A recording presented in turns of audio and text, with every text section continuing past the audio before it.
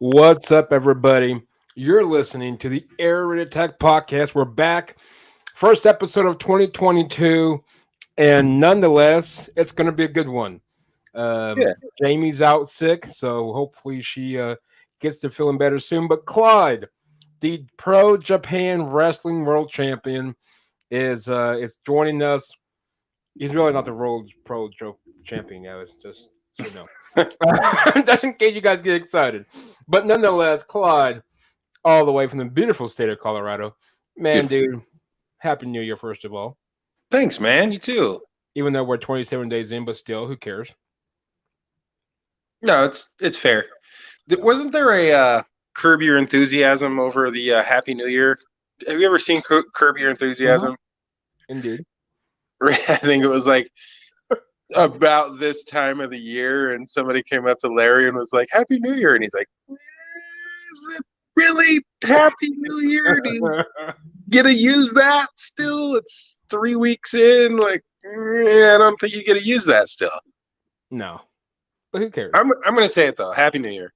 Happy New Year, brother. And hopefully, did you do anything fun on your New Year's holiday? So I bought a new vehicle. Nice.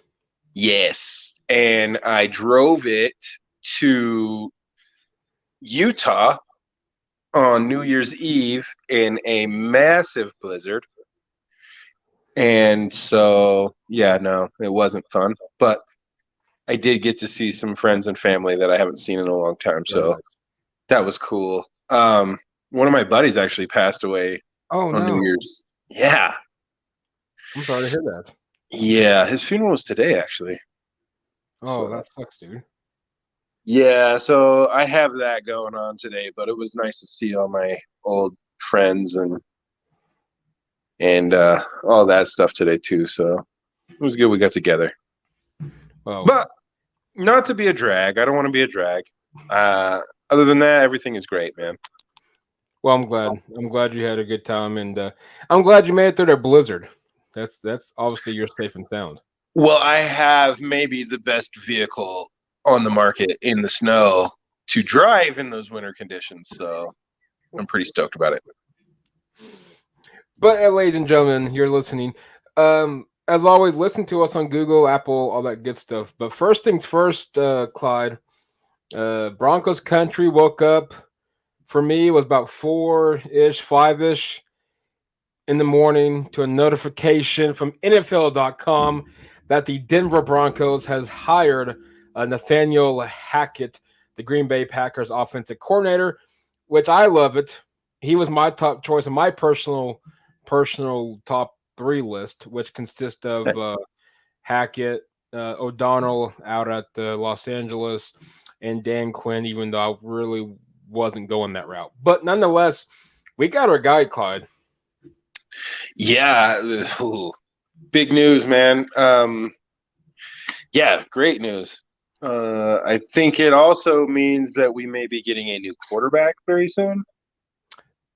Hey, that's when we're, I got to support Drew Lock here, but here's the deal.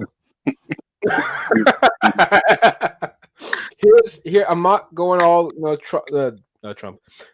Drew Lock thing. But Nathaniel Hackett back in 2019 had his eyes on Drew Lock. Yes. It's a legit topic. Yeah. Here we go again with the quarterback. Obviously, we got Hackett, which means we've got to be a top contender when it comes to the Aaron Rodgers sweepstakes. Respectfully, we would have to be. Yes. Devontae Adams would be a nice piece to add, but we got to get a quarterback. Doesn't matter who the receiver is. But if you're Drew Lock, are you liking this hire, or are you kind of like, crap, here we go again? I'm probably going to be out the door at this rate. No. Relationships are all about like vibing, right? Like jiving. And Drew seems to be like a high energy guy. Right. Like the dance and, all the things that I kind of give him crap about. He's high energy. If anything, he's high energy, right? And so you bring a coach like Nathaniel Hackett, who's also high energy, And it just kind of feels like those two are going to jive together really well. So maybe you could see a renaissance for a Drew Lock. Maybe, maybe this is why he was hired, Nathaniel Hackett. If, maybe we don't get 12 to come to Denver, we still may be able to salvage a Drew Lock in a system that seems to fit him better with Right. coaches who have higher energy that would seem to mesh better with his personality and maybe get the ball rolling on his career. So I think Drew Lock today is a big win for Drew Lock, even of the talk about Aaron Rodgers. I think today Drew Lock won. Yeah, I would have to I definitely say, and I'm not knocking, potentially Aaron Rodgers coming to Denver at this rate. I just want us to get back into the playoffs. Um, but He would get us there. well, absolutely he will. No, yeah. Absolutely he will. We And would be in the playoffs. and absolutely, and as a contender, I'm not saying we're to win the division, but you would have to put us up in the race to potentially dethrone Kansas City's little tenure that they've been having in the AFC West since obviously we haven't been existent in 6 years. But I like it. I like the hire. Yeah, I think it's a great hire. Just the energy, just from the energy and the teaching standpoint, it's a great hire. And plus, Nathaniel Hackett's been around the NFL since he was 2. With his dad was Paul Hackett, Mm-hmm. who was an offensive coordinator under Bill Walsh, Mm-hmm. and George Seifert gave him an OC job too, I believe. I think Sounds he about was right. on those. I'm pretty sure he was on those Super Bowl champion teams in the late '80s as an OC or quarterback coach, something like that. So, I mean, when Joe Montana is throwing you passes as a 5-year-old, you've been around. Well, absolutely. And if you look at I'm looking at the Broncos. They did a kind of like a graphic with all the stats of Hackett in his 20-year career. The last 2 seasons, his offenses in Green Bay ranked in the top 10, which we all know if you've been following Denver really closely, that we've had non-existent offenses in the last few years, especially Yeah, especially this year. yeah. Well, for the biggest problem with the Broncos offense is low energy. We just True. haven't had any sort of energy on offense. So it's going to be a welcome change, if nothing else, from that standpoint. So whether we're in the top 10 or top 15, I don't really care as long as we're not boring. And just, I don't want to have to take a nap on Sunday afternoon. I mean, I don't mind taking naps on Sunday afternoon if I'm watching baseball, but watching the Broncos is not a good time to take a nap for me. Well, the Rockies baseball, dude, that can get pretty rough. Oh, dude, after like about the 4th inning, you're like, dude, I'm taking a nap.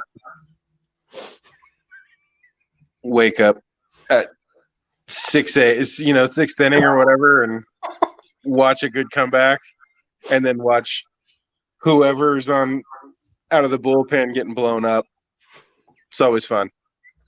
Go Sunday. But I haven't heard. I know they were sending out rumors that of who might be a DC and the OC and so on and so forth. I think one of the assistants out in the Los Angeles Rams is being mentioned as the DC of Denver. I don't know much of him, so I can't really speak. But no, I like the hire. I mean, again, like you said, and it's you nailed the nail on the coffin is the fact that he's full of energy. I think even with a Clyde or with a Clyde with the Drew Lock and you Clyde, but I think we could see Drew Lock in 2022. But again, depends on what George Payton has up his sleeve in the offseason. Well, I think this hire shows that we're going to go and get Aaron Rodgers. I think that's going to be the plan. Yep. That's plan A. But if we can't secure plan A, I think Drew Lock is probably plan B. So, I'm sorry.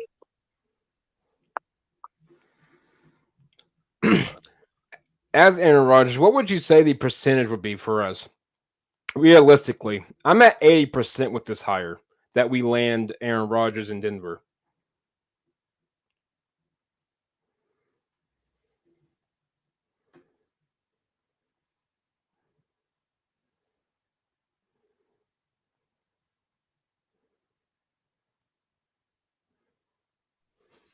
I'm sorry, dude. No, you're good, man. My son fell down the stairs. Oh no, is he all right? They're bouncy, dude, when they're this young. So I think he's okay. Well, if he's got to, if he's not all right, if you got to attend to him, man, definitely do so. Yeah. I'm trying to. Come on, bouncy kid. And you got to eat something.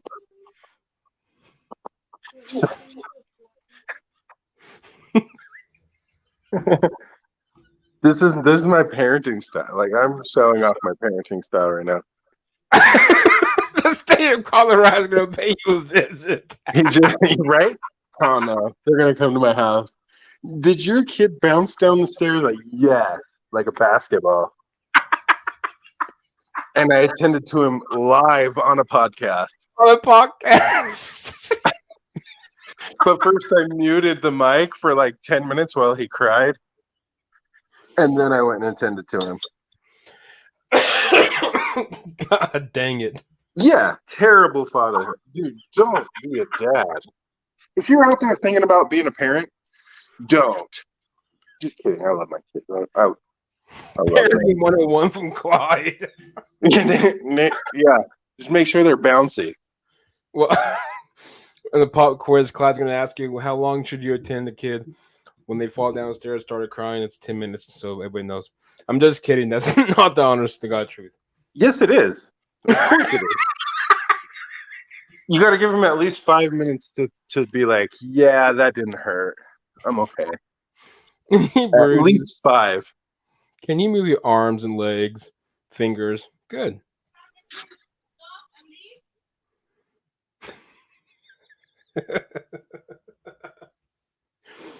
No, I think. No, I think that Aaron Rodgers definitely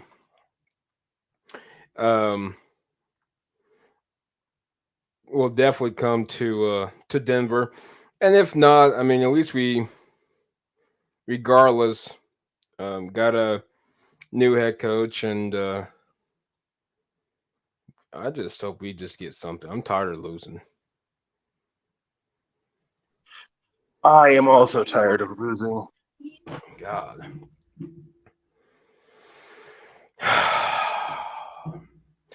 But no, I mean,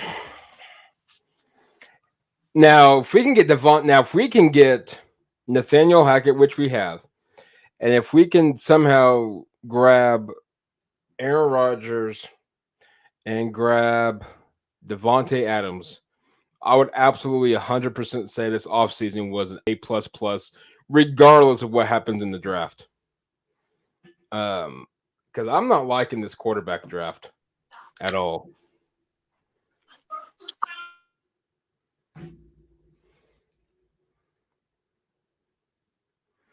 I think the latest I saw, the mock draft has us getting at 9, the quarterback, I believe, from Pittsburgh. All right, guys, I'm doing a podcast. So don't fight. And eat your dinner. Here you go. Sorry, man. Dude. So sorry, bro. Nah, you good, my man. I was totally totally expecting to be free, but Dude, you good. This podcast, I was like all last second stuff. What in the world? normally I can do it with my headset in, but apparently that doesn't work today. So that's why I'm running around like a chicken. I don't No. even think chickens have to have like their heads cut off to be running around like I am. You know, my dad always told me when he grew up, when he would always visit my grandmother's grandparents, his mom's grandparents, or his mom's parents would be his grandparents. I'll put it that way. He always remembered when they cut the chicken's head off that they would run around literally for quite a while before they just literally fall on the ground and die. He said, Oh it was yeah, actually, you've he never said that seen was that? pretty entertaining. Well, You've I've never no, seen that? me personally, I've never seen that. No. Mm-mm. Oh no, dude. Yeah, it's a thing. The craziest thing I've seen is my mother-in-law in Honduras. She's like this meek, she's a sweet little lady, like really kind of unassuming and quiet, very quiet, soft-spoken. Right. But one day she's like, they have chickens in their yard. That's everybody in Honduras, I guess, has chickens. And one day one of the chickens was pecking at another chicken, and she told me like, I don't like that yellow chicken. And I was like, okay. And so she walked over to the yellow chicken and grabbed it by the neck and went just like this, like lasso, and snapped that chicken's neck and then made soup out of it. And we had soup like an hour later. Wow. That's what I said. Like, bro, that's a different level, man. They're on a different level there in the jungle, homie. Dude, I think if people, I think those people back in those days, dude, I swear, I think they're really truly MVPs compared to what we would do. We would freak out that the internet was down and our phones were non-existent. Here they are swinging chickens around, cutting them off, and doing all kinds of farming work. Oh, dude. Yeah, they do. Yeah. They had my wife didn't have electricity at her house until she was 16.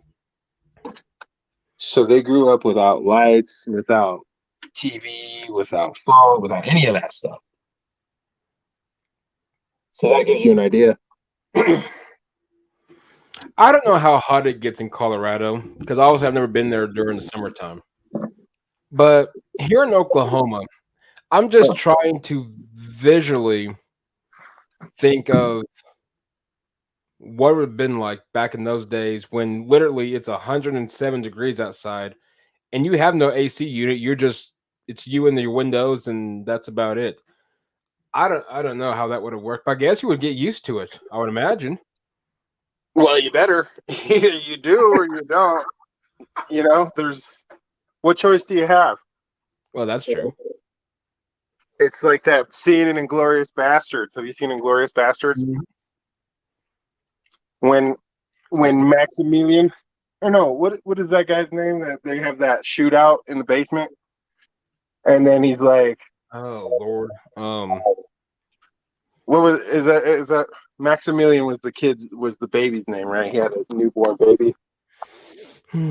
I believe so. Yeah. And then he's like talking to Brad Pitt's character, and Brad Pitt's character's like, "What choice do you have, son? Like, we got that Mexican standoff. Like, you got no choice in this matter." So I don't know why I just thought of that, but it just kind of feels like what choice do you have, son? That's just that mentality from the early decades of the 20th century. And we're just a much tougher, much more robust kind of person. And I think Honduras is like essentially coming out of the 40s right now. So like Wow. yeah, those people have that mentality now that sort of we're were just tough. You know, they're just tough, solid, resilient people. So, yeah, Have, have you ever thought about living down in Honduras, moving from Colorado? yeah, dude, all the time. Absolutely. It's beautiful, dude. It is beautiful there. Wow. I it's stunningly beautiful. It's like covered with volcanoes. So like everywhere you go is cone-shaped mountains Mm-hmm. and it's covered with like banana trees and it's just green but volcano. If that makes sense. It's just gorgeous, man. Everywhere you look, it's beautiful. So yeah, I would love to retire there. Hopefully they adopt Bitcoin and I can move down there with crypto.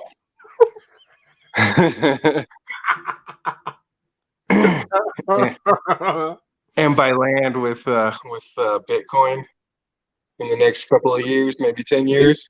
People think, people still make a joke of this crap, but dude, it's gonna be the real deal.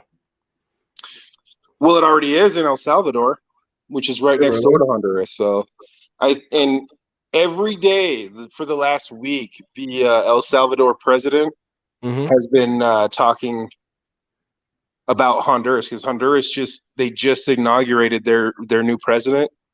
So Right. he's always tweeting about Honduras and being like brothers again in and he wants them to join him in the Bitcoin revolution. So I think it's a matter of time when we see Bitcoin become national currency in Honduras even. Maybe.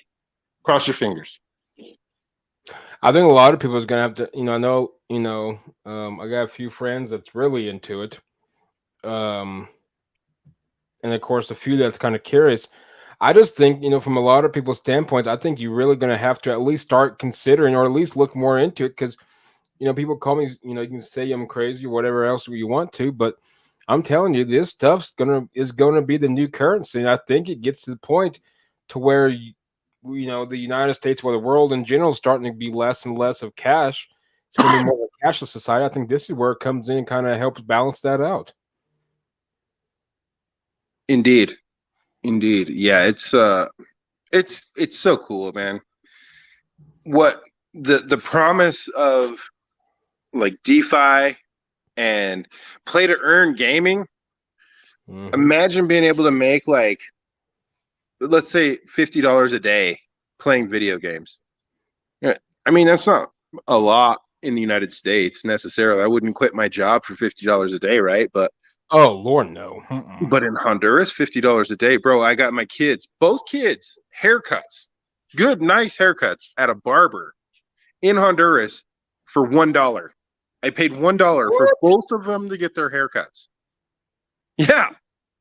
So imagine what $50 a day would be to a like a regular Joe like me in Honduras. $50 a day is life changing. Now, if you can play video games and make that kind of money, you play to earn, you know, games that they're going to be the next way. I mean, it's going to be a massive thing in the next 5 years.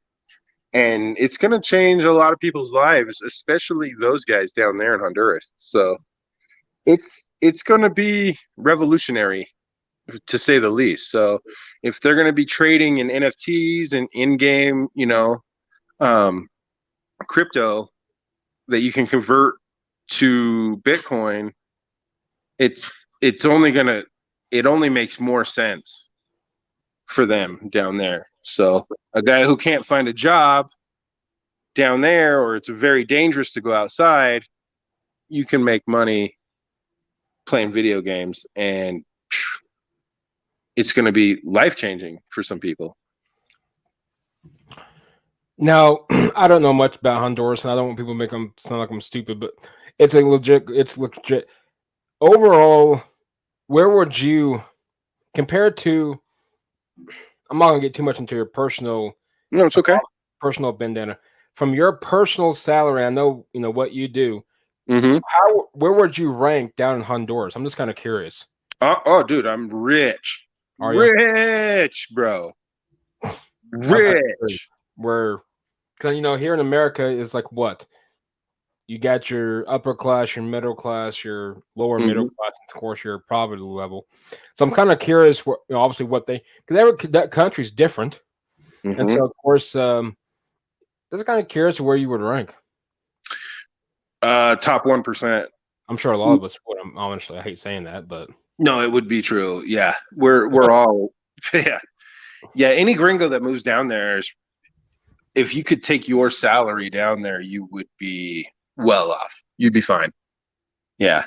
oh, You'd be able to buy a house, land, live comfortably, ha- have somebody come over and clean your house, and you would only have to really make like $20, maybe $100 a day, and you could live like a king down there.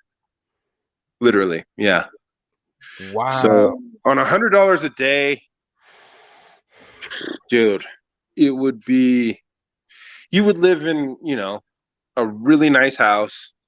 You would have quite a bit of land. You would have mango trees.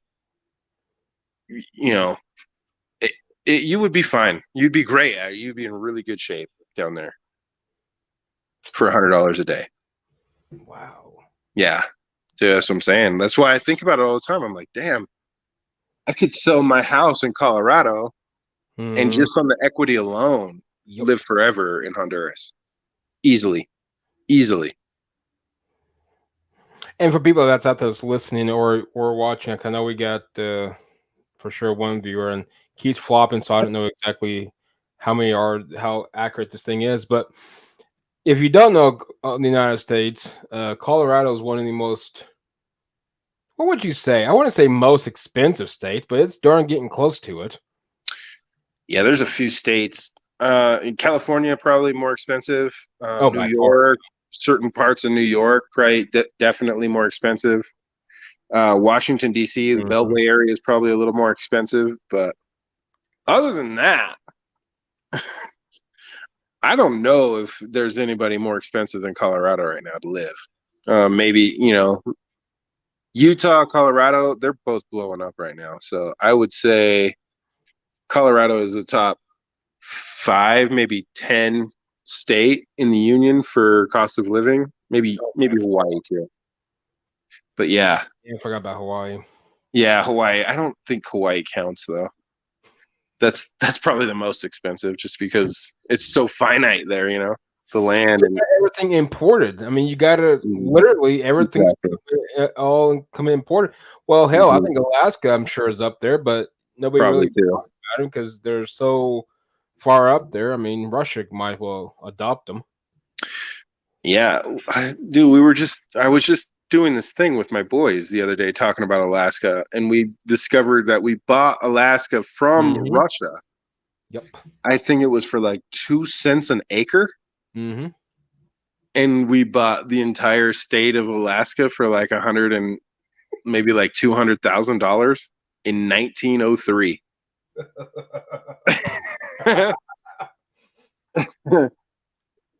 So I It's the don't last know. frontier. Yeah, Literally, last frontier. last frontier indeed. Yeah, you could go up and Jewel is from Alaska. So there's that. She was and Hmm. they lived on a homestead in Alaska. Did you know that about Jewel? Mm-mm. Yeah, she's like a hardcore. She was hardcore like homestead. Her family's like hardcore homesteaders from Alaska. I watched a lot of those, those ice truck. No, not ice truck, but Life Below Zero. Have you ever seen that show? Yeah, on Discovery? Hmm. Yeah, that's Jewel's family, dude. Really? Yeah, that's her No dad and her way. brothers. God, dog. Yeah. Yeah, that's why I brought that up. Like We did that not yeah, know that. yeah. That's where she grew up, dude. Those people are nuts. Bruh. I'm dead. Not. I respect them because obviously they're still doing it. But God, dang it, they're nuts. Yeah. Yeah, Jules one that I listened to Jules' podcast with Joe Rogan. Mm-hmm. That was one of the greatest podcasts I've ever heard in my life. So shout out to JRE, but listen to Jules' story on the Joe Rogan podcast if I'll have to listen to anybody's that. out there getting a chance. But dude, she's so cool. She's so cool, man. And her story is even better. So yeah, check that story out from Jewel. And the reason why I love Jewel, and to bring it back to the Broncos, 180 degrees here, right? We're going from Colorado to Honduras, now to Hawaii to Alaska, and now back to the Broncos. to So Colorado. in Super Bowl 32, Mm-hmm. Jules sang the national anthem. That is right. Yep. Yeah. And so she moved to San Diego and got picked up as a recording artist in San Diego. All in the podcast. Check it out.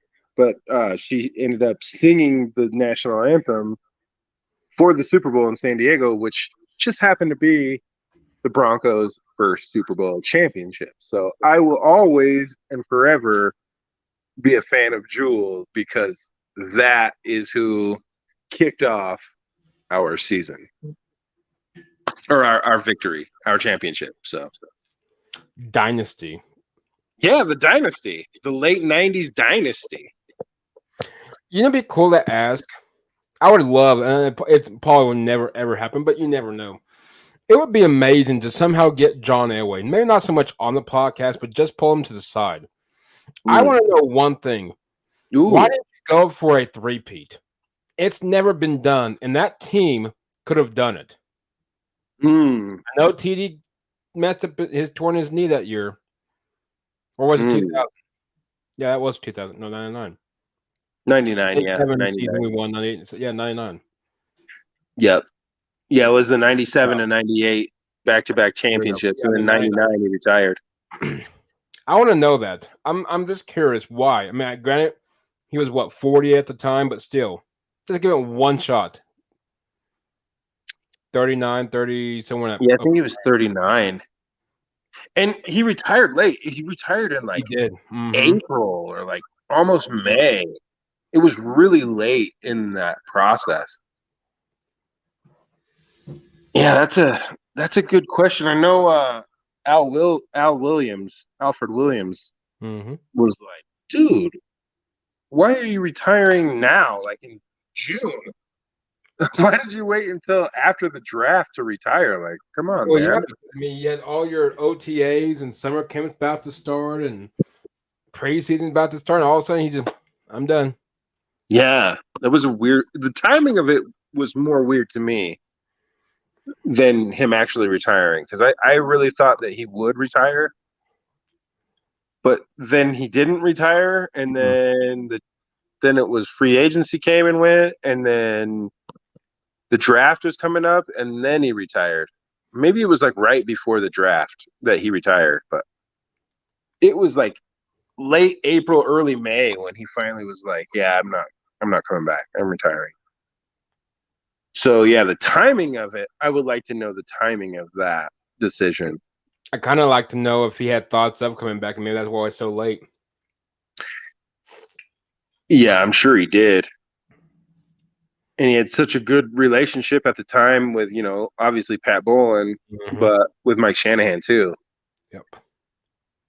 So yeah, that was a weird retirement.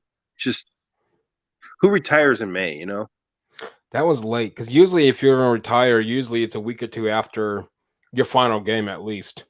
Yeah, because he had because they played the Super Bowl in January still. Mm-hmm.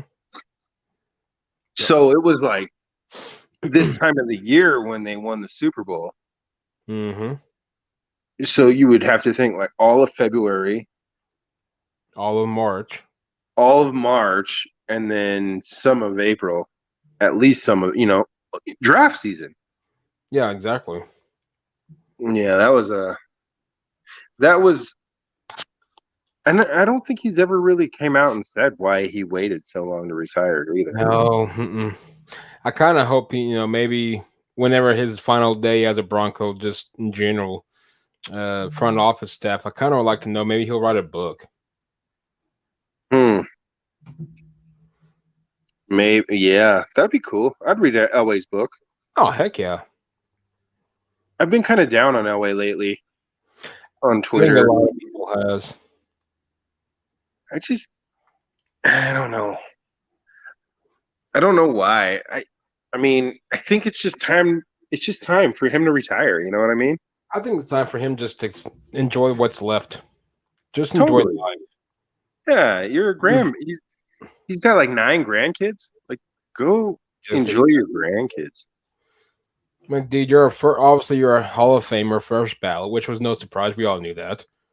You have Hmm. nothing else to prove. Your legacy as a GM, yeah, wasn't the greatest. But I mean, you brought in Peyton Manning, so I mean, I'll give you that. You got another Super Bowl out of that. But Hmm. Yeah, it's just time. It just feels like it's a good time to ride off into the sunset. George Payton's got this. Yeah. The new the new owners, they're gonna be okay, I guess. I mean, it's time to. Even I read something. I don't know how much it is true nowadays, but because nobody writes about anything and make it true. But Yeah. supposedly John Elway wants to have some part of the some part of ownership. Yeah, he's always wanted to be that. He's always wanted to have ownership. There was you know, I bet you if you held his foot to the flame, he would tell you that he was holding out that 99 season to have his salary paid to him in ownership. Hmm. And do you know the story of the Broncos ownership? I know it a little bit. Like I can give you some like I don't know it 100%. so the Kaiser family owned it. I don't know what Kaiser's first name is, but Pat Bullen bought it from the Kaiser family. Right. And the same Kaiser, the Kaiser Permanente people, that's that family. Gotcha. So Kaiser, when he sold the Broncos to Bolin, if Bolin ever wanted to sell the team, he had right of first refusal. Hmm.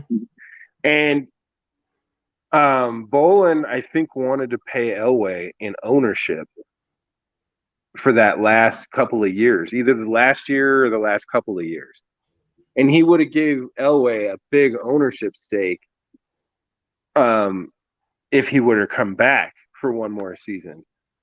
This is just speculation. I think this is, Right. Right. but this has kind of been floated. But Kaiser um, sued Bolin for right of first refusal on that. So he couldn't pay Elway in ownership. So Elway couldn't be part of that group. He didn't get, and I think the lawsuit came out like in a weird time. So that's why Elway retired. Like, okay, if I'm not going to get ownership of the Broncos of some sort, then I don't want to play. I think that's why he would probably say that. And this right of first refusal was recently just I don't know, the ruling was ruled against the Kaiser family having that right of first refusal anymore. So that's opening, and that's what's recently opened the door for the Broncos to be sold. So that whole thing has been a thorn in Elway's side since the 90s. And now that the right of first refusal, like imagine if you could pay Elway, let's say 10% ownership. Mhm. I'll give you 10% of the Denver Broncos value in 1999, which might have been like $30 million or $40 million, right? An NFL franchise might have cost $400 million back then. Well, imagine what 10% ownership stake looks like now. That 40 million could be worth 400 million Oh today. God, yeah. You know what I mean? Because the Broncos are going to be sold for $4 billion when they're Yep. sold in 2022. So Elway lost essentially in that deal $400 million in theory. That's if he was getting 10% of the team, Right. right? Exactly. And to be fair, that's a fairly Mm-hmm. and I don't and it was something weird with the salary cap too. So it would have bypassed the salary cap. So it wouldn't have counted against the salary cap if he was getting paid in ownership, something like that. So it was a win-win for Bolin to have Elway come back and he could pay him essentially with ownership. So that was, I mean, and Kaiser sued the Broncos for that. Yep. So that's kind of the weird roundabout history of the ownership situation with the Broncos and how it's relevant today.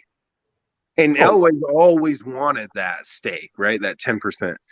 And now who can afford 10% stake? $400 million. Elway's not even worth that much right now. oh, Lord, no. I don't think. I mean, if he is, it's close, you know? Let's find out. So imagine Elway being able to have 10% ownership today. He could essentially buy the rest of the team. Just His net worth, according to playersbio.com, John Elway's net worth is 145 million. yeah. So imagine he lost how he lost he could have tripled his net worth by Mm-hmm. playing that last season for ownership stake, in theory, in 2022. And he could have control right now, a lot more control over where the Broncos go and who gets a say. And this whole thing could have been avoided in a weird way. All the infighting could have been mitigated if Well, of Elway course. would have that big of a stake in the team, which I think was the brilliance of Pat Bowlen, right? He knew that Elway, it would have been in good hands with Elway in his 40s and 50s, but it never came to fruition. And now, today, it's in a really weird, bad place. So, ownership is going to change very soon. Unfortunately, and it's a shame that we have to talk about, do they sell it to Elway's group or to Peyton Manning's group, or how do you get in? And Elway's really politicking right now. To he calls, um, he's called up a few journalists in the Denver area, sports writers, and asked them to write about him. You know, like, hey, put in a good word for me, essentially. Put in a good word, say that I want to be part of this thing. Like, I'm really still interested in being a part of the Broncos, and I want to, I want to be a Bronco for life, kind of thing.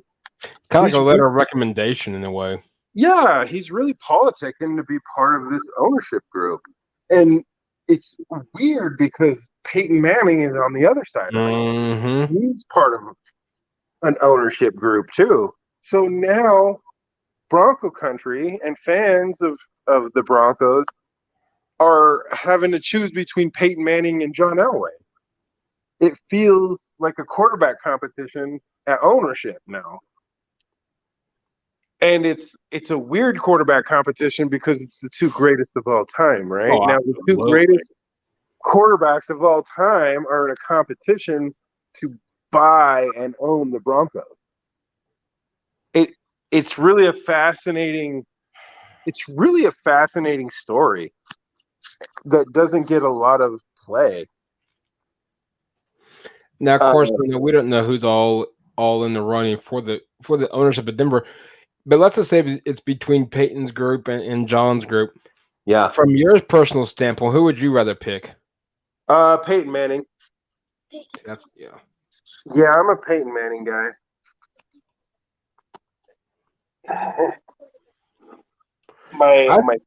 My son likes Peyton Manning too, obviously. Nice. I think all of the new people the new Broncos, the post Mm-hmm. Millennium Bronco fans are going to be Peyton Manning fans, right? Oh, of course, absolutely. That's all they know is Peyton Manning. Exactly. They don't know. They know Elway as the guy who didn't take Josh Allen or the guy who signed Peyton Manning Or Paxton Lynch. and Paxton and Joe Flacco and Case Keenum and Drew Lock and Ah! and hired four coaches.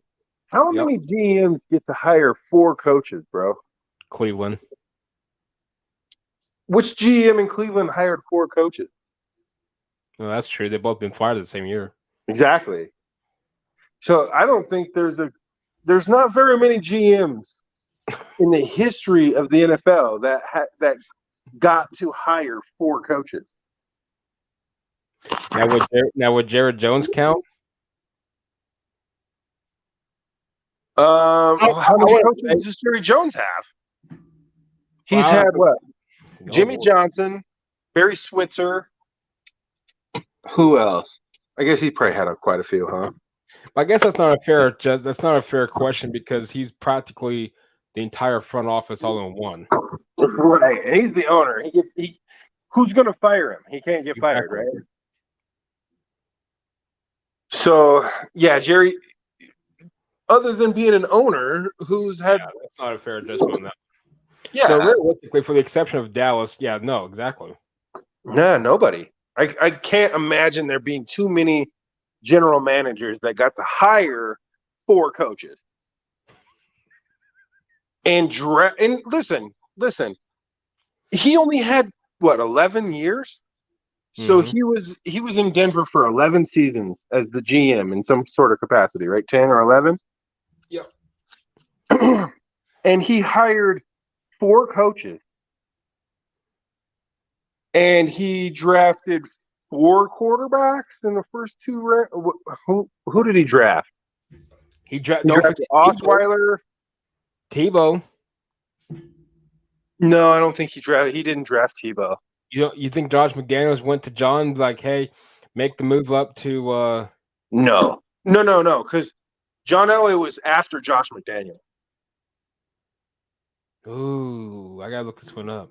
Yeah, Josh McDaniels got fired in 2010, and then they brought John Elway in 2011.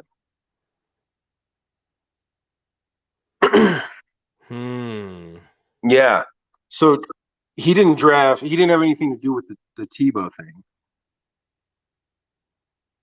but he traded Tebow. Well, he definitely got he got um he was So quick to exit him out. yes, very quick. Well, he gave him 1 year, right? But it wasn't even really his year until like game 6. And then after game 6, Tebow Mania took over. And then he took him to the playoffs and won that playoff game in 2011. And then after that, signed Peyton Manning. So you signed Peyton Manning. Great. That's awesome. First year, right? Brian Sanders. Brian Sanders, yeah. I Brian forgot. Sanders Mm-hmm. was the GM when they drafted And Tebow. John Elway took over in 2012. 2012 as the GM, but he Mm-hmm. was part of that. He was part of the team in 2011. Correct. So he got to draft Von Miller Mm-hmm. along with Brian Sanders, Yep. who was the de facto. He was the GM, but John Elway was the de facto general manager in 2011. He was just learning the job from Brian Sanders. So John Elway, his legacy will be how many quarterbacks did he draft in the first 2 rounds? At least 3 that I can think of right off the top of my head. And that's in 10 years. He drafted 3 quarterbacks in the first 2 rounds. He signed one Peyton Manning, Joe Flacco, Case Keenum. Who else? Anybody else as free agents? So he had like free agents or trade or draft in the first 2 rounds, like 7 or 8 quarterbacks in 10 years. So obviously was already there prior to Tim Tebow was already there prior to. So you look at John Elway, he signed Peyton Manning, traded Tim Tebow, traded Tim Tebow, drafted Brock Osweiler from Arizona State. He in the drafted second round. Trevor, who was in 7th. Yeah, but that's a 7th round pick though. That's kind of a Paxton Lynch, who he put all in. He went all in. Paxton sucked, and that was a joke. But he didn't sign Case Keenum. Yep. He then said, well, that wasn't good enough, so we're going to go Joe Flacco, traded whatever it was, a second, or what was it? Okay, there it is, 4th round. 4th round pick, yeah. Brandon Allen, which whatever. I don't even know where he came from. And yeah. Of course, he went all in on Drew Lock, saying that this was the guy. Yep. And then, of course, Jeff Driscoll was just a free agent signing. Brett Ripon was a he's a college free agent. Yeah. And then you got Kendall Hinton, which is whatever. And then that was that. So 7 quarterbacks that he either traded for, signed in free agency, or drafted in the first 2 rounds in 10 years. Yep. He hired 4 coaches. Mm-hmm. He fired 3 of them, and Gary Kubiak quit on him. So that's not a very good. I mean, that's the reason why I would rather have Peyton Manning. Even though, I saw a thing on Twitter today, like, don't forget that Peyton Manning stood on the table to get Adam Gase hired as a head coach twice. I mean, yeah, but you can't knock Peyton Manning for that, though. No, he's not the one hiring. He's not the one hiring. He's just giving a friend a recommendation. He's giving a friend a job recommendation. A reference. He was a reference on a job application, dude. Like, come on, man. That's not the same as what John Elway has done. No. His track record is John Elway's track record as a GM. If you really look at it, you don't have to look very hard. You don't have to do very much work. Come on, man. 7 quarterbacks. Trade for, free agent, or drafted in the first 2 rounds. 7 in 10 years. Yep. 4 coaches in 10 years. Now you go to a franchise like Pittsburgh. They've had the same coach for 15 years. The same quarterback for 15 years. Mm-hmm. They haven't made they've had one move like that in 15 years. I'm glad you brought that up. Pittsburgh. We all know that Ben Roethlisberger officially retires today after 18 years and 2-time chip. That's insane. Insane, dude. Imagine where do we get a guy like that in the draft? Those things are like unicorns, man. Can you imagine 18 years with the same team? That's amazing. What a great career. Now, of course, this is going to be a lot of people because I know, he had some issues early in his career off the field, but Big Ben a first ballot? Of course. Yeah, dude. Like I said, man, seeing how a guy like John Elway swung and missed so many times. If you could draft one Roethlisberger, it changes the trajectory of your franchise. It makes a franchise like the Pittsburgh Steelers elite for 15 to 18 years. drafting a guy like that. It's not just what he did and his numbers, it's how he elevated and kept that franchise relevant for every day of those 18 years. Yep. So yeah, just Ben Roethlisberger is one of the greatest quarterbacks of all time in terms of what he did for his franchise alone is unparalleled. So yeah, absolutely, he is a first ballot Hall of Famer. Definitely. Yeah, start the clock. He's going to be in the Hall of Fame in 2027. What size jacket do you think he wears? And remind you, he's just Uh, gonna get. He's probably not gonna gain. He's gonna I, gain probably more weight before then. yeah, I would say 48L is what he wears. Maybe a 50L. He wears at least a 48L. That's what I would say. Because we're 5 years away, and Yeah, I've already got him sized up. He's yeah, 48L. Get that jacket on layaway for 5 years from now. Let him pay for it. Get it going. He's in 5 years. 2027. Get his 48L. Throw that 48L on, and congratulations, Big Ben. big. Great career. Great Oh, career. absolutely. No, yeah. Jokes aside, I mean, all seriousness, no, for real. Big Ben definitely had a great career. 2 times Super Bowl champion, and phenomenal career at Pittsburgh, and he probably played for one of the better organizations. At least he can probably say, besides a few others, that at least he played for a bare minimal of head coaches, and like some that can play for 3, 4, 5, and who knows from there. But Yeah, he got to play for um oh geez. His name escapes me. Gee, like he get Coach Cower. Joe Cower, He played for Bill Cower and and Mike Tomlin.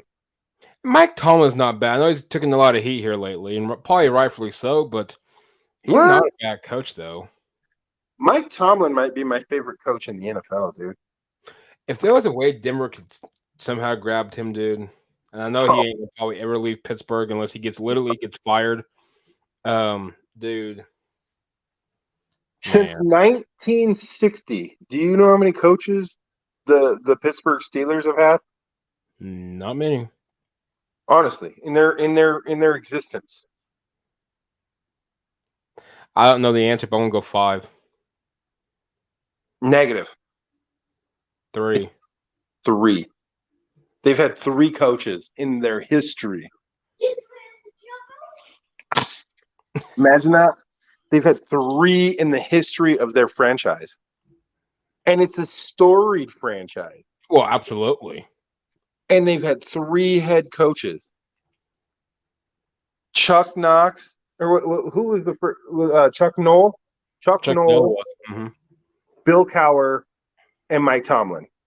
That's their 3, dude, in their history. John Elway hired 4 in 10 years.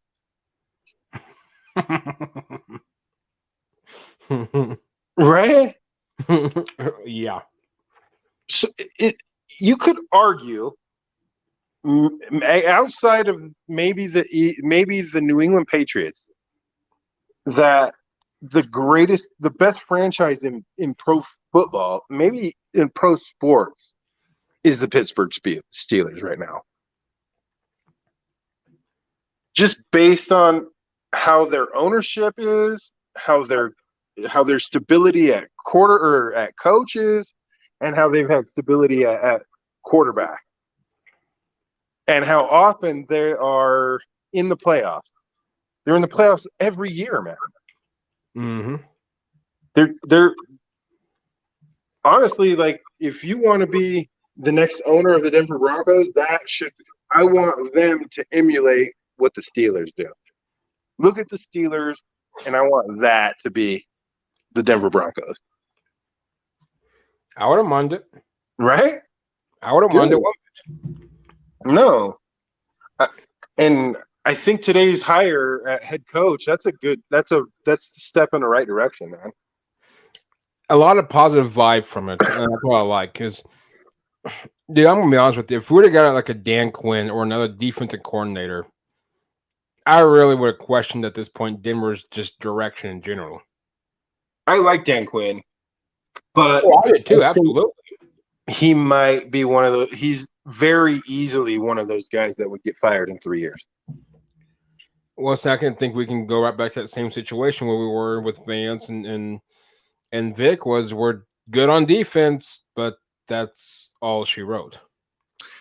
But yeah, so yeah, exactly. This team, this hire feels more like, yeah. At the same time, we might be looking for another head coach in 3 years, but it's a step in a different direction. It's a swing for the fences kind of move. I like about it, and you're right. This could be another one. And Nathaniel can come in here, and we can be just crappier than we have been the last 8 years, but or Might lay an egg, 5 years. or he might be amazing. Yeah, well, exactly. I mean, But you already know what Dan Quinn is. He's Dan Quinn.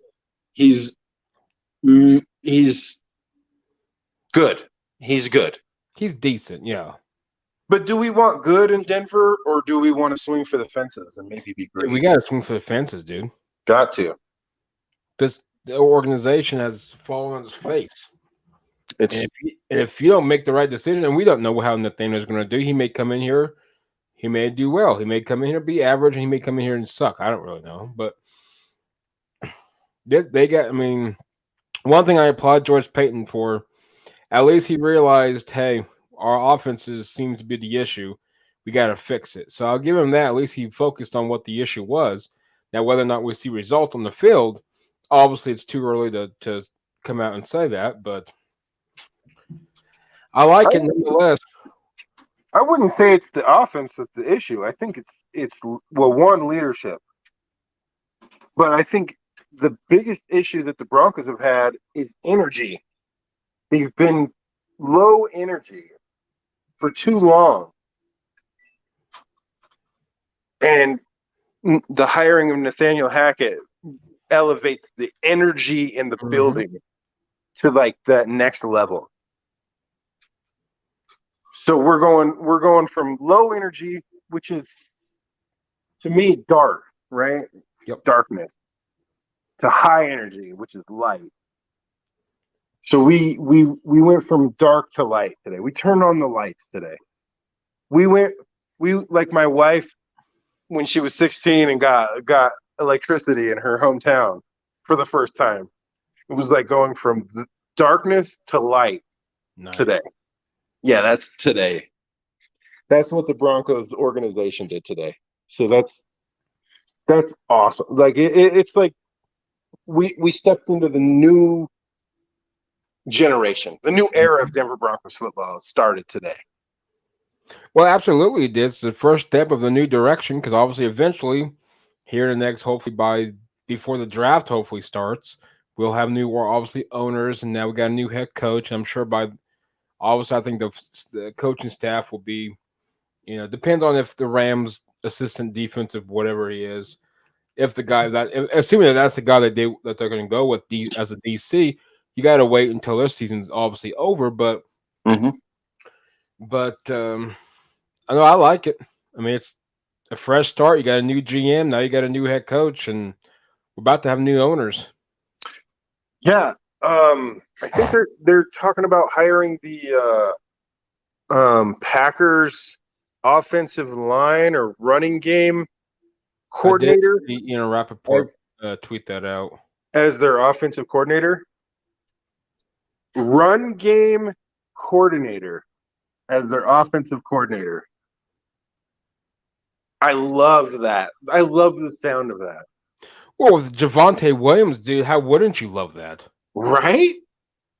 Yeah. How would you not love a run game coordinator being your offensive coordinator with the beast of Javonte? He's just going to get better as long as he's healthy, which he had no health issues. Just obviously that's the name of the game. You got to stay healthy, but dude, Javante, and whether or not Melvin comes back, I really don't know. But I'm perfectly fine with Javante being our RB1. Yeah, Javante is a beast, and he is going to excel in this offense. Javante, another guy, very high energy, Yep. very high energy. Jerry Judy, uh, he's he is down. Like he's been low energy for too long. Like it doesn't jive. It just didn't jive with it. Vic Fangio's energy and Pat Shermer's energy did not jive with the playmakers on this team. Well, there. Nathaniel Hackett is going to elevate that.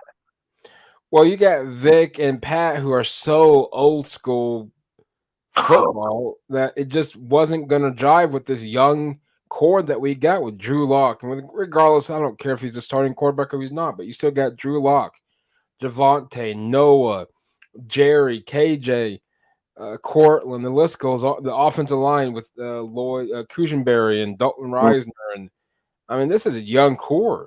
You got to bring energy. These guys can't live in the 1960s.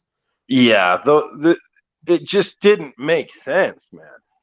Well, Pat Like, Shermer's play calling made no sense. I mean, so like you can give Elway, give him credit for a lot of things, but dude, really? That's the guy you brought in? That's the guy that you think was going to turn this thing around? Yep. Those guys? Really? Wow. I mean,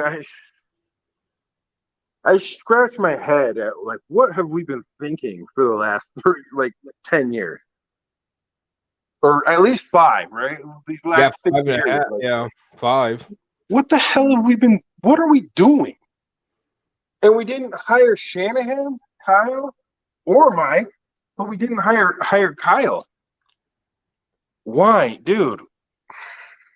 He passed on Kyle, just like the NFL draft did. He passed up on Kyle for He Vance missed. Joseph. He missed. Dude, Kyle Shanahan is out coaching everybody right now in the playoffs. Look what he's doing right now, dude. He doesn't have he's got Garoppolo. Garoppolo's his quarterback. Exactly. Like everybody else in the playoffs had a quarterback Mm-hmm. that did anything in the playoffs, right? Joe Burrow, he's awesome. Quarterback. Dude, by the way, what the Bills and the Chiefs did on Sunday was I'm glad you brought that up because I was going to get to that. So let's talk some recapping of this NFL weekend. Yeah. I didn't watch any of Saturday's games. I was got stuck at work, but Yeah. did indeed watch Sunday. Let's go to Saturday.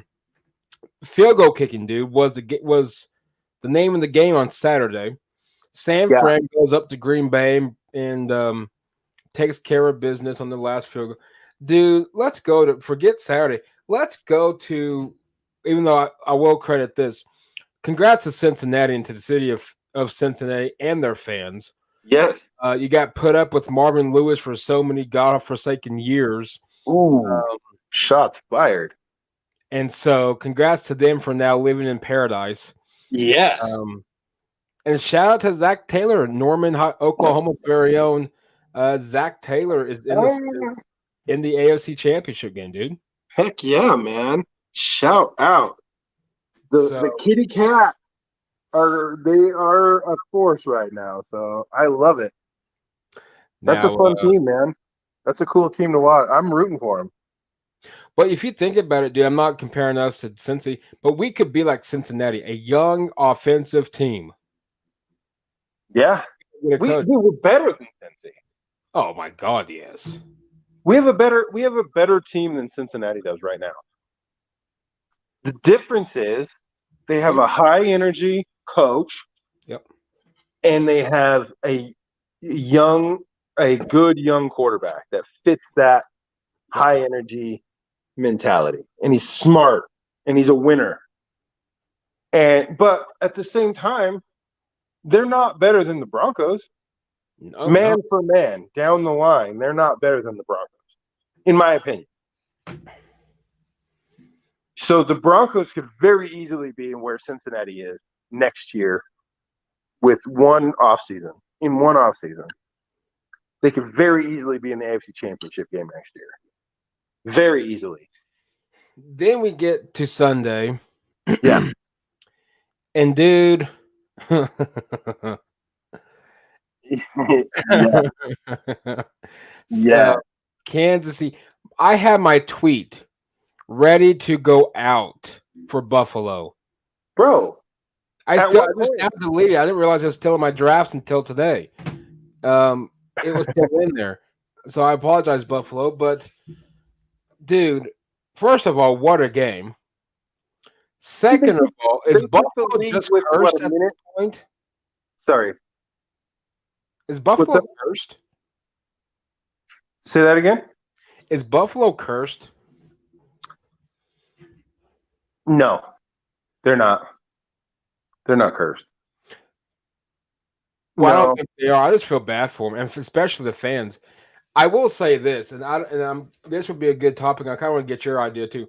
I really do believe, and I hope during the off season, the NFL goes over this overtime rule and either changes it or fixes it to a degree of either move it to how the college ranks is, or at least give both teams a shot at the ball.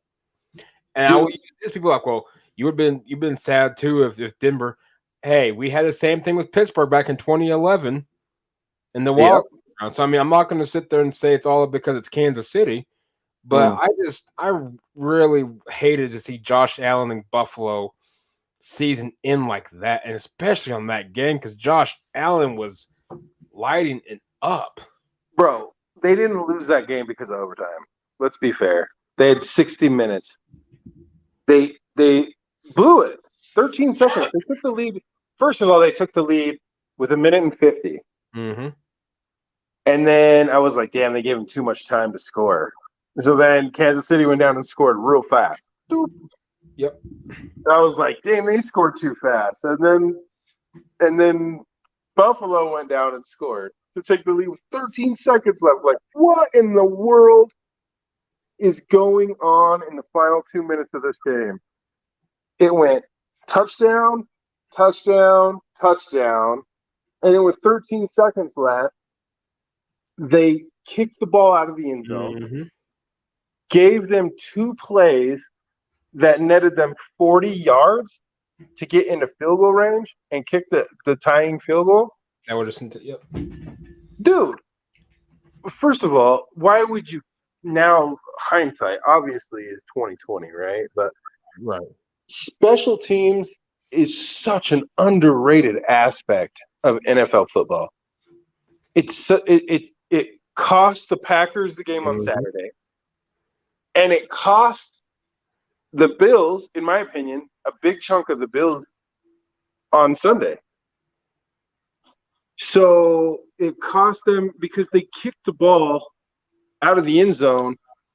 They got 13 seconds left on the clock. Now, if you squib it down to like the 5 and they have to return it, at least there's like 4 seconds off the clock, right? Now you only have 9 seconds to do two plays. And I don't know if you have enough time to do two plays in 9 seconds and have time to kick a field goal, right?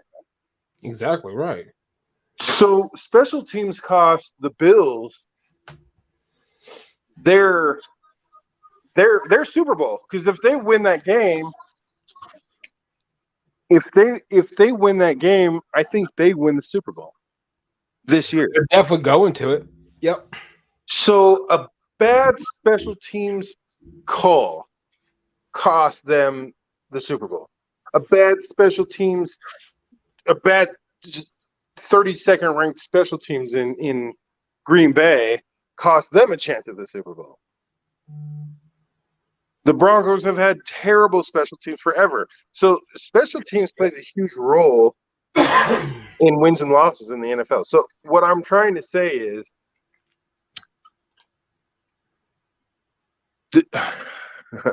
I don't know what I'm trying to say, but it blows my mind how important that aspect of the game is and that it's completely overlooked.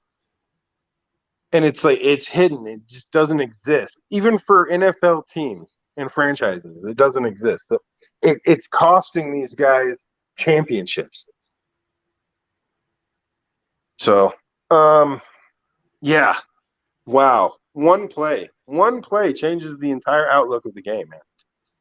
And it seemed like this weekend it was uh it was seconds, literally four walk offs, three walk off field goals, and a walk off touchdown Yep. in 4 games. Special teams are critical in the NFL. Yep. And the teams that are good at special teams win, and the teams that are bad at special teams lose. It seemed to me. So I don't know. I kind of went on a weird tangent. Sorry. Now you go. I think this was one of the best, just from a football fan standpoint. I think this was one of the best playoff weekends we've seen in quite some time. Dude, it was awesome. It was amazing, dude. I had COVID, so I had to stay. I was at home in bed essentially all weekend, and it was to say like I was like happy to be able to just sit in bed and watch football all weekend. What a great day! What a great week to get COVID, man. So yes, it was wonderful, wonderful, just awesome. Every game was awesome. Of course, I'm getting the question for you. Of course, that Tom Brady it will not be in this year's Super Bowl. I know it's a shocker for many because I'm sure we all penciled them in, but I don't think I think he comes back for one more. Really? You think he's coming back? Oh, I don't. I don't know. Part of me says yes. Parts of me say I think he's done. I don't know, dude. I'm on the fence with Tom.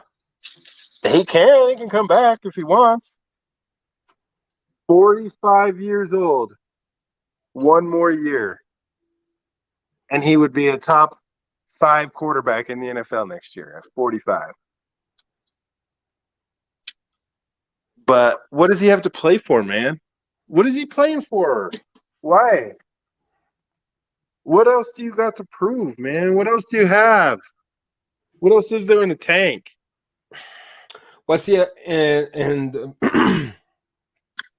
a buddy of mine was talking about that earlier on Monday. No, it was actually Sunday because we were talking about his pregame.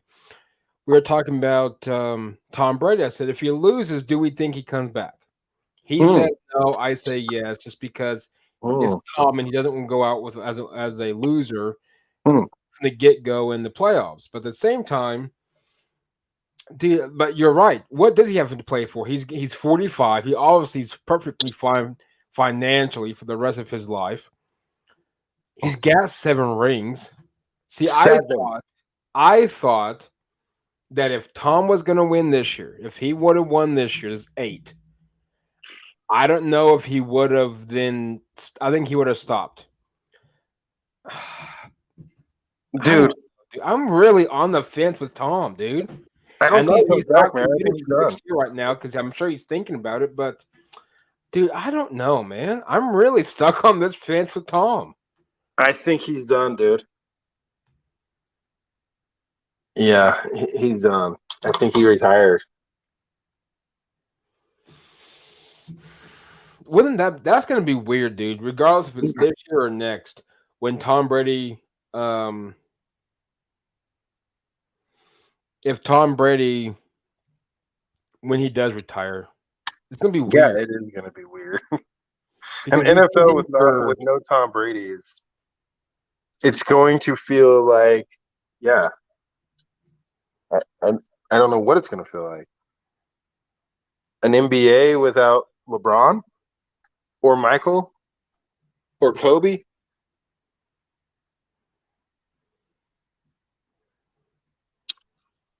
All right, here we go. So I got the question for you. It took a while. Okay, cool.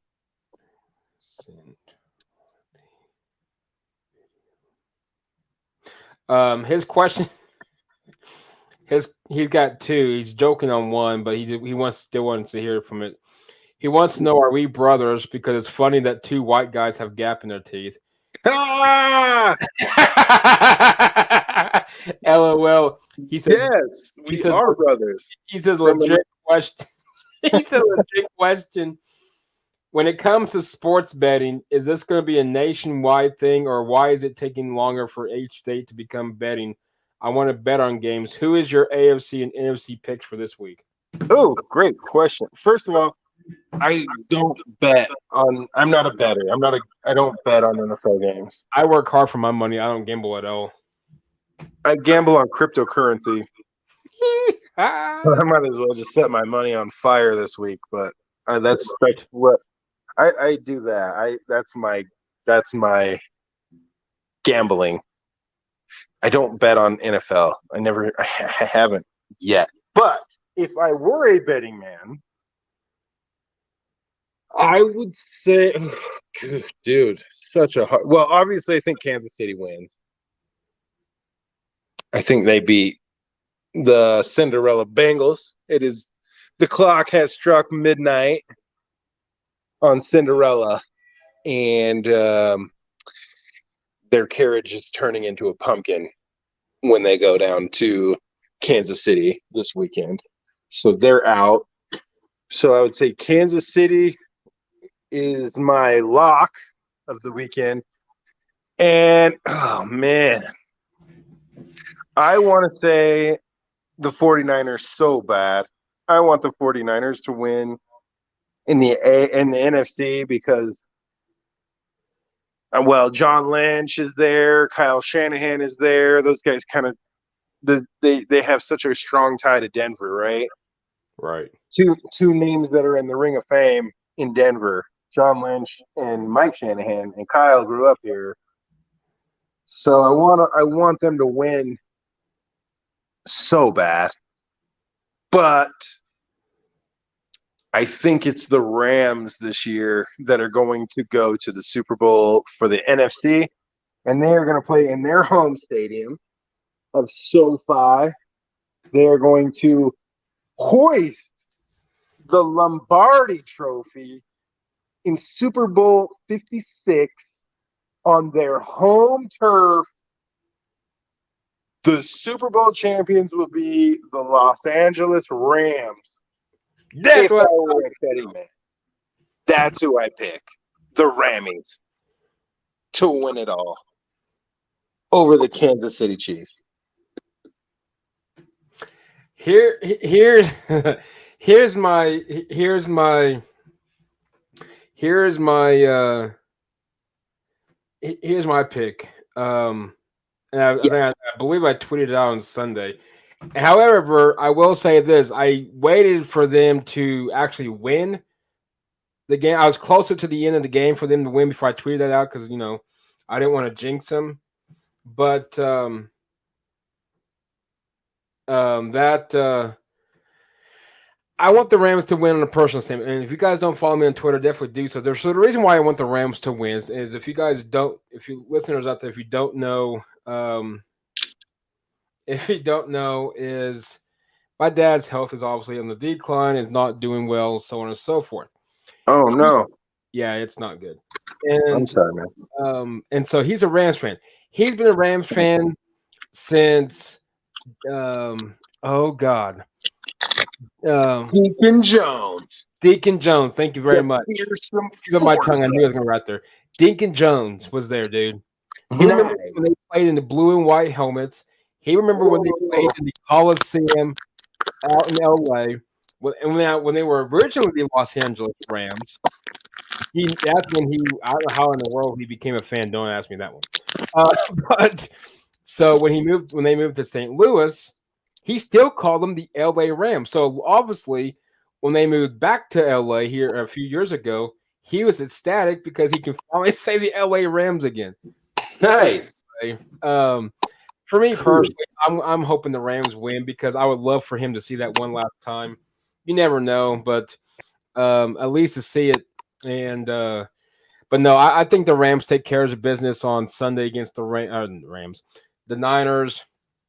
I like Kansas City. The experience and fortune, I hate saying that, but the experience for Cincinnati, I think's gonna show up on Sunday. Hopefully I'm wrong.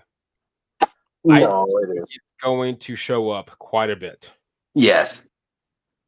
They're just outclassed and outmatched. And they're it's gonna be readily apparent from soup to nuts, as Mark Schlereth would say it. They're gonna get their tails whipped on Sunday. Oh, But absolutely. what a great season though, nonetheless, right? AFC Championship, Cincinnati. Come on. Now, I'm gonna say this. I'm gonna own up to it. Is I'm gonna own up to it. I really, I'm not a Joe Burrow guy at all. I don't like him, Why but not? How do you not like Joe Burrow? dude, I don't. I'm sorry. And Dan on the BS podcast strictly believes it's because of Chick-fil-A Bowl when OU lost to LSU. That honestly has nothing to do with it. I just don't like his swag, dude. I think I he love really it, thinks swag. he's better than life. How And we know Odell Beckham. We know OBJ paid all those employees. We know he paid all those players at the end of the national championship game a few years back. Dude, that was the greatest college football team of all time, dude. The best. The greatest team ever. And Joe Burrow is the man. Okay, I guess. So But, you're not rooting for Joe Burrow but on Sunday? it's Kansas City. I got to do. We can't be a Broncos fan and then say, "Oh, I'm going to root for Kansas City on Sunday. I hope they beat the ass on Cincinnati." Well, first of all, it's not what I said. I said if I was a betting man, that's what's going to happen. Betting, well, yeah, absolutely. Well, Well, I'm not going betting, I would go Rams Chiefs easily, to easily. easily, dude. Yeah, exactly. Well, that's kind of where that was my point. It wasn't. I wasn't trying to say like. I wasn't trying to say that I hope the Chiefs win. Obviously I'm pulling for the Bengals, but I just don't think it's their year. It's the Chiefs again. Third straight Super Bowl appearance. And that's what a bummer, right?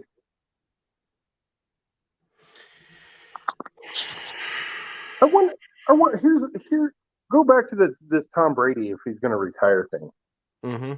What if Mahomes goes to the Super Bowl on Sunday and then they end up winning the Super Bowl? Is Mahomes' career trajectory on par with that of Tom Brady? Could you Oh, see Mahomes going to 10 or even 11 Super Bowls? That's 7 more in 15 years. And winning 7 or 8 of them. And if he does win the Super Bowl, does that put him on a career trajectory that makes him the greatest of all time? Meaning, Tom Brady would then want to come back to try to knock him off of that trajectory for one more season and put his legacy so far out of reach that there's no way that Mahomes could catch him. well, and it goes back to that.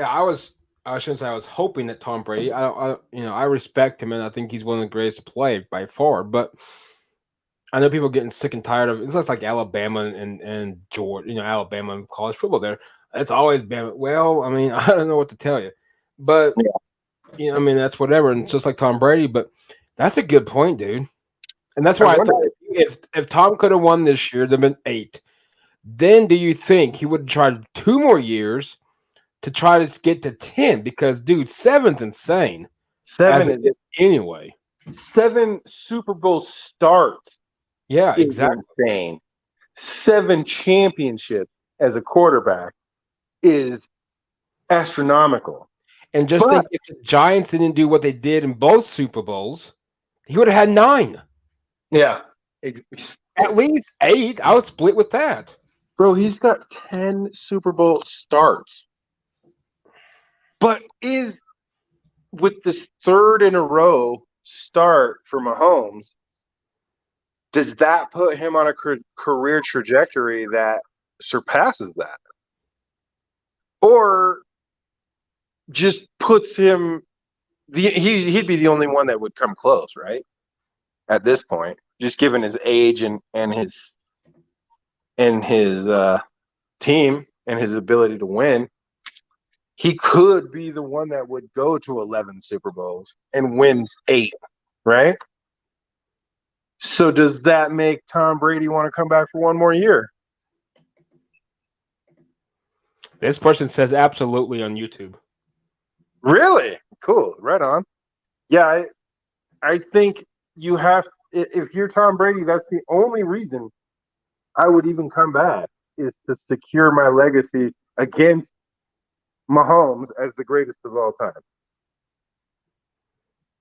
And if Cincinnati wins on Sunday, Tom Brady retires on Monday.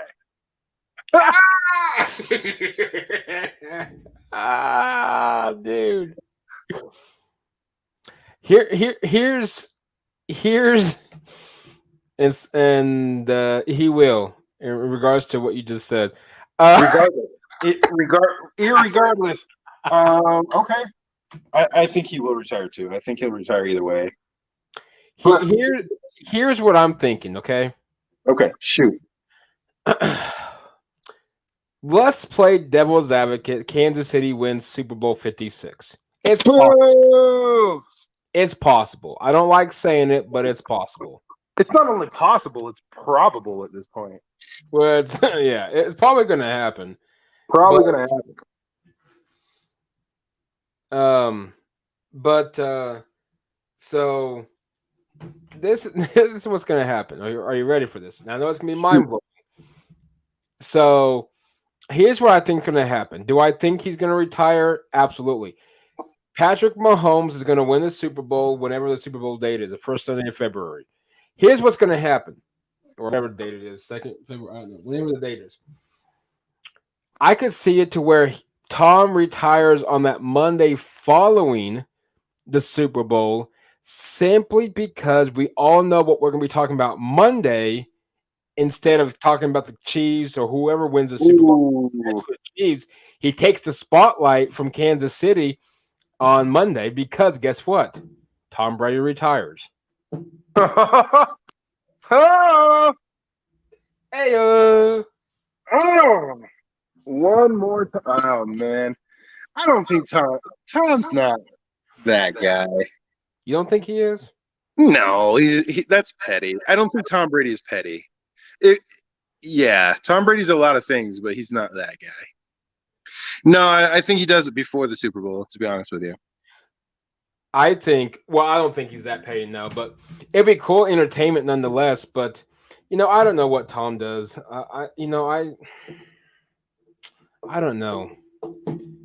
I would say go for 10, but I don't think at 45 you're going to get there now. So, do you try for one more? I don't know. It's so hard. Pass the torch, man. It's time to pass the torch to Josh Allen and Patrick Mahomes. Let the young and Joe Burrow, and let the young guys get their chance at Super Bowl glory. Get their cement their legacy, if you will, or begin their legacies, right? So I think the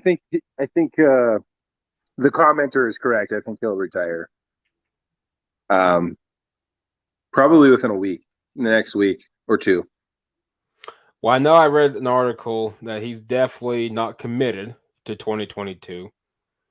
So, yeah, it wouldn't shock me if he's not going to be like John Elway and wait until draft week to retire, right? He's not going to be that guy.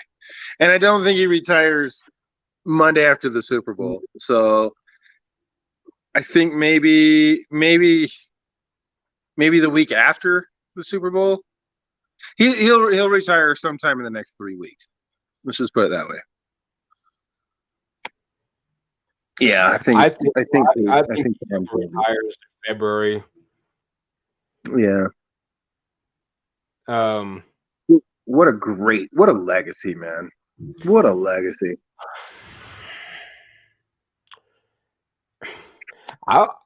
Who would have thought, dude? What pick number was it? I know they always talk about it.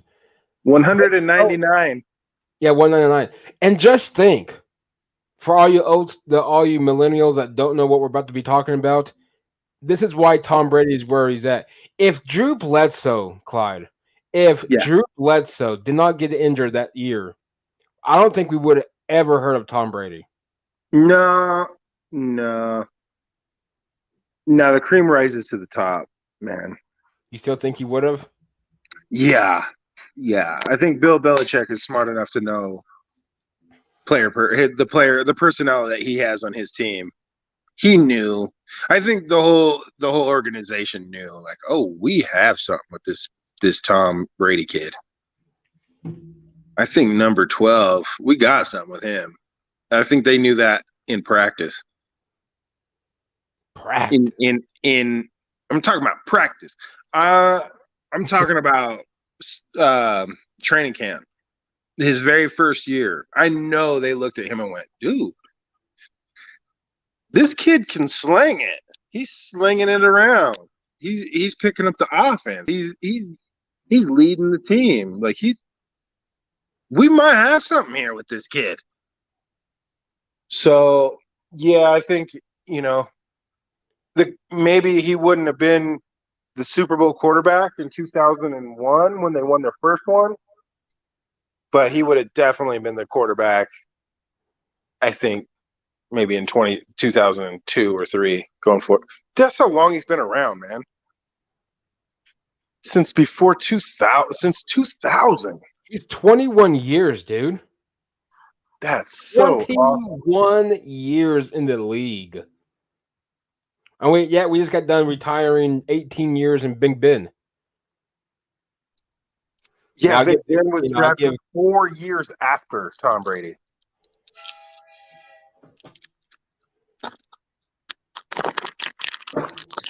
Wow. Yeah, legacy. That's so awesome. I want to know what that choo-choo train was. That was my work phone, so ignore it. No, you're good. It's just I can't say it because I'm always live, but anyway. Anyway. So no, it's insane, dude. 21 years, regardless if we see year 22 or not for Tom. Just think 21 years in a quarterback position, the low, which is one of the obviously you're just getting hit on and hit on and hit on. And I was trying to see. Yeah, that's awesome. He's awesome, dude. Tom Brady is awesome. All right, here we go. I'm gonna give you a little flashback here. Bear with me. Hit me with it. I'm kind of curious. I gotta do this. I'm curious now because we're talking about Tom Brady and his 21 years so far in the league. Well, so 22 seasons, right? Yeah, if he comes back, I guess technically 22. Yeah, he's completed 22 seasons. So we're gonna go take a flashback.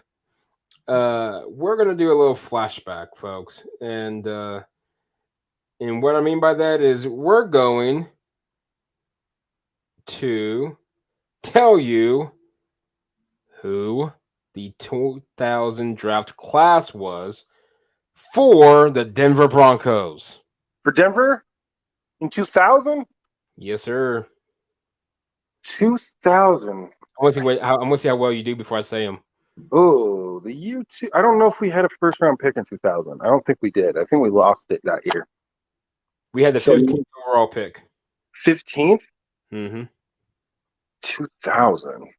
To the Ali Garrigus. I'm sure I'm butchering that. I apologize.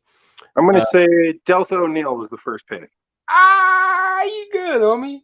Yep, Is that who it is? that's who it was. Delta. Delta O'Neal, first round, 15th overall. Wow. Yeah, bust. Oh, by Who? far, dude. Terrible. I mean, don't Who? get me wrong. I still, if he would ever come on the podcast, that'd be cool too. But, Hey, Delta, come on the podcast. dude, Talk about his terrible ass career. well, yeah. We're going to do a little flashback to the 2000 draft class real quick. Presented by StormCheck.team. Are you terrified of what is in your storm shelter when the tornado sirens? Are you prepared to spend your night in the shelter? Give Storm Check a call or a text and allow their team of military veterans to put your mind at ease with their services. StormCheck.team. So here we go. 2000 Denver Broncos draft class. Delta O'Neal, first round. Then we had 2 second-round picks. Ian Gold. Do you remember Gold? I sure Yeah, don't. there's no I in team, but there's an I in gold. And then 5 picks later was Kenoy Kennedy, defensive Noy back. Kennedy. Wow. And then we drafted the wide receiver in the 3rd round and Chris Cole. Bust. Yep. Defensive tackle Jerry Johnson. What? Exactly. Offensive guard 4th round Cooper Carlisle. Okay. Wide receiver 5th round Munir Moore. I don't know, whatever. Munir Moore. Yeah. Yeah. Sucks. Yeah. 6th round pick was Mike Anderson, the running back. Great pick. Yep. 7th Wasn't round Tom pick. Brady though. Seventh round pick.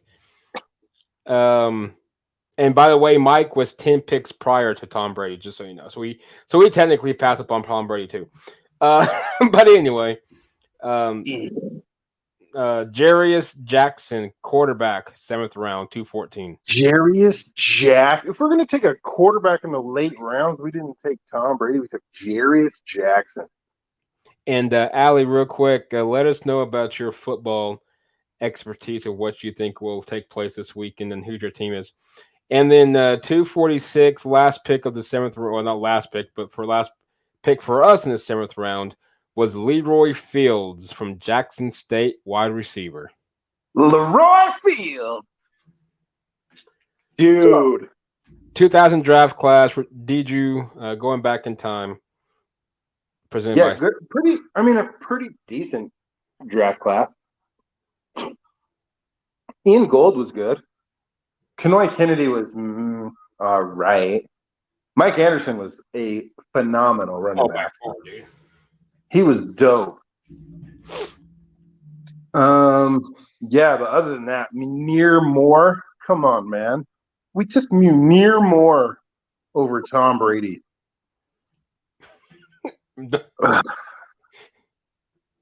doesn't even sound. Cooper Carlisle. He looks like everybody's like State Farm agent.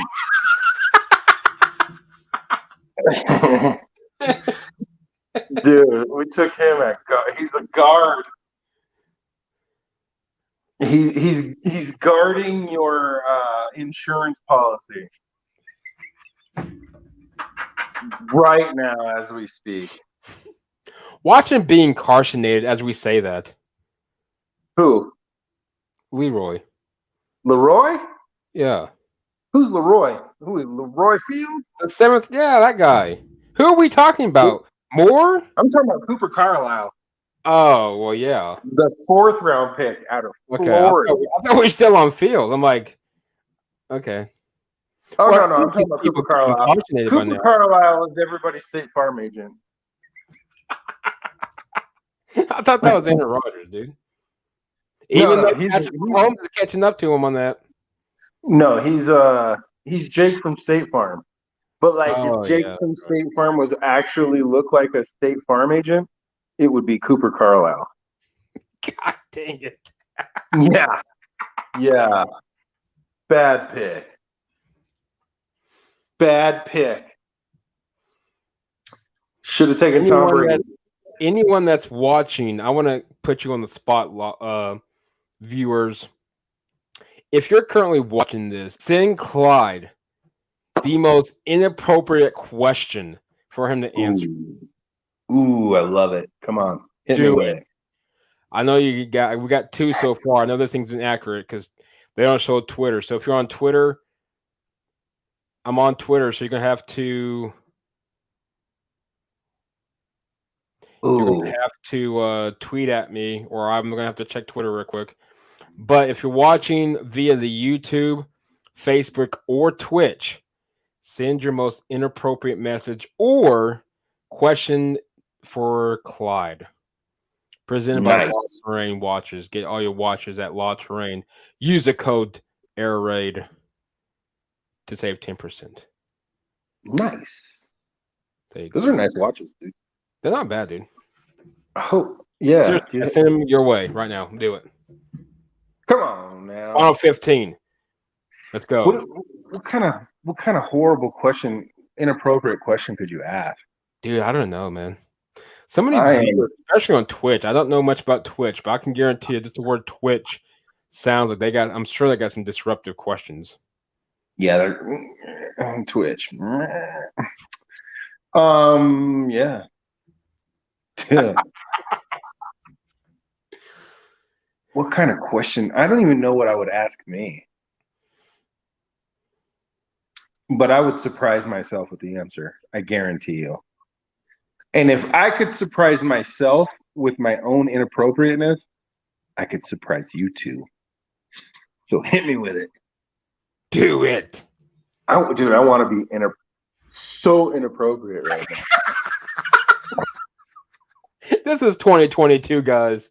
This is 2022, where inappropriateness is not taken lightly anymore. It makes it like, oh, I don't know. What kind of I'm kind of scared of these questions. I really hope somebody tweets or sends out questions. I don't know, dude. This could get interesting. It could. Are they still listening to us? We got according to this live viewer stat, we have 1 on Twitch, 1 on YouTube, and it doesn't show you Twitter, so I can't accurately say that one. But Okay, but for those 2 guys watching right yeah, now, you guys are the best. we love I you want guys. you to know that you are my 2 favorite people outside of the one that bounced down the stairs today and the one that gave birth to him. No, I take it back. My mama too. My mama's in there. Inappropriate. Gee whiz. Hit me with something inappropriate. What would you ask me? I Mike? don't know, dude. That's a good question. Yeah. I I'm would kind of answer scared to know some of your secrets. I don't have any secrets. Have you ever shit your pants so hard that you actually shit your shirt? I have not. No. Dude, I shit my shirt one time. Were you drunk? No, I was working with somebody. Somebody was with me at my job, and I shit my shirt.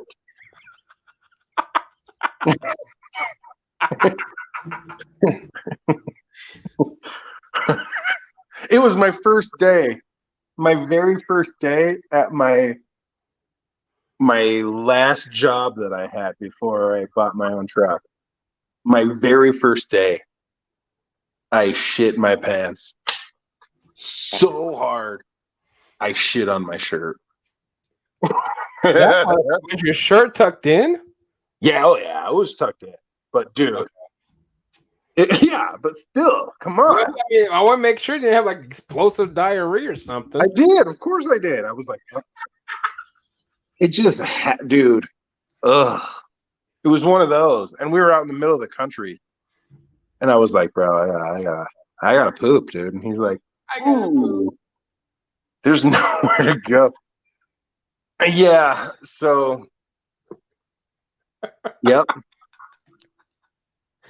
Oh, It hit got me. one via text. Yes. Hit me with it. Oh, Jesus. Yes, I liked my shirt. Loved that shirt. He Mhm.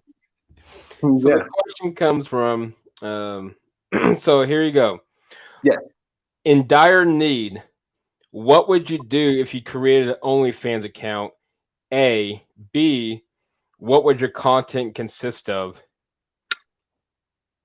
Oh, good question, man.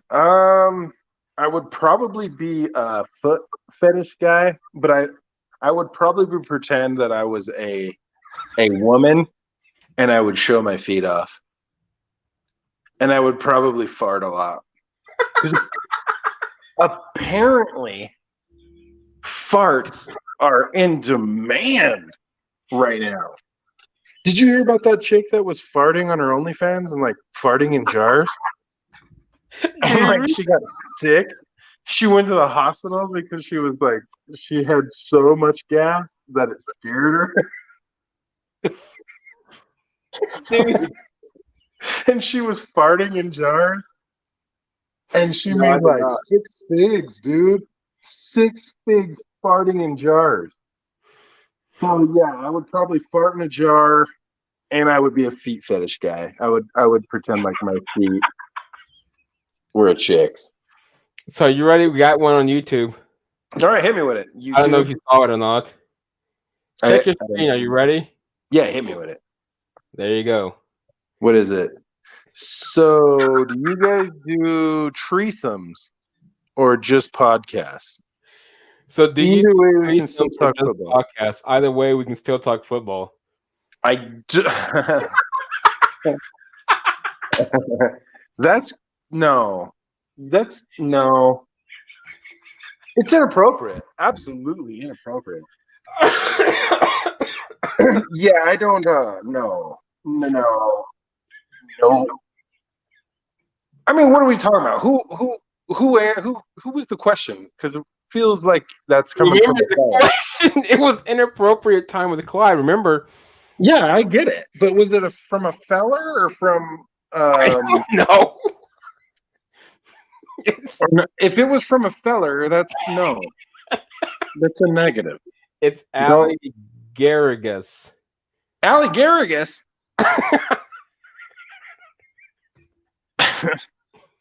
Ali Garrigus. Do we do threesomes? Does that mean like what are we talking about? You, me, and Mike, and you, Ali Garrigus? Oh my god!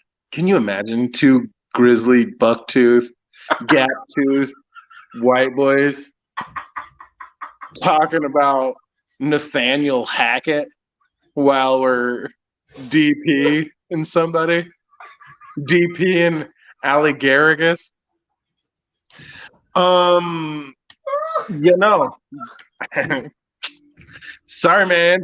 No, I wouldn't have the stamina to DP with my man Mike.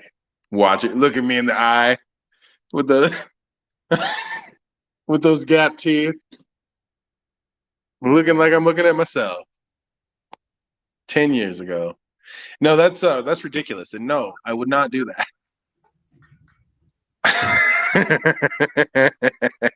If a DP and Allegarigus, Mike. Uh, That's ridiculous. I think Mahomes. What's Allegarigus? Is that Allegarigus saying it again? I think Mahomes will be the next Tom Brady, hands down. He's had a brilliant start already. I agree. I absolutely agree on that one. Yeah. Yeah, Allegarigus was like, yeah, that's disgusting. I don't know why I even asked that ridiculous question. Let's talk. How about Mahomes? How about that guy? He's pretty good, huh? Yes. Patrick Mahomes is. I think Patrick Mahomes is on a trajectory that puts him as one of the greatest quarterbacks, football players of all time. So yeah, he is on. Dude, what he did to the Bills on Sunday was nothing short of that. Was he's an assassin. He is Well, that's what needed to get done, and that's what makes Hall of Famers, Hall of Famers. That's what make legends legends. Is what he did on Sunday. Yep. Yeah, he's dope. I would. Yeah, he's so good, man. And he's such a cool guy. He's so easy to root for. It's like, dude, come on. Oh, we It, got up to 3 viewers, dude. oh no, Holy cow! I knew talking about We got DP. one on YouTube, one on Facebook, and one on Twitch. And I can't. I guess I can't say Twitter. So, What? or the Twitch, YouTube, and Facebook. Nice. Send your questions. Please don't. Oh, we lost one on YouTube. Facebook. Yeah, and they're Twitch. like, what? Send What did your I stumble into? Good. And Was he talking about double penetration with Ali Garrigus? Yes, I was talking about DP with Ali Garrigus. Sorry. anyway, Yeah, no, that's have you seen? inappropriate. Fast.